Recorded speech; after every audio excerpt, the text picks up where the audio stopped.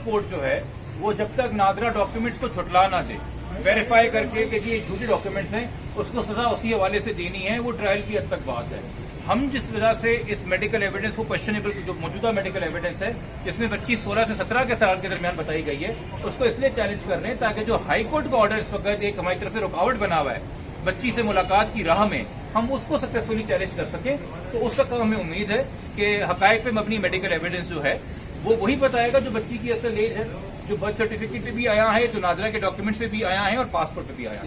और ये आप लोग के इल्म में है, ये पहला केस नहीं है। आप लोग बहुत सारे कोर्ट रिपोर्टर हजरात और बहनें जो यहाँ मौजूद हैं, बहुत से केसेस ऐसे कवर कर चुके हैं जहाँ 13 साल की बच्चियां चिल्लाती थी वो मांगे दोहल के मैं 18 की हूँ, मैं 20 की हूँ, और बाद में मेडिकल से और राधा साबित हुआ कि वो 13 की थी। तो बच्चियां इन हालात में किन खदशात का शिकार होती हैं, किस खौफ का शिकार होती हैं, या किस तरह से उनकी जहन कशी की होती है,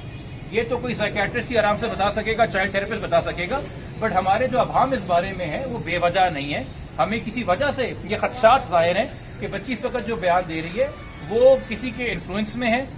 किसी के बातों में आके बरगला के है, और एक तरीके से उसे बताया गया है कि बेटा ये मखसूस जुमले बोलो और ये जुमले रिपीट करके वापस आ जाओ। इमरान साहब, आयोग की तब्दीली की दरखास्त मुस्तरद हो गई है, आज भी जो है वो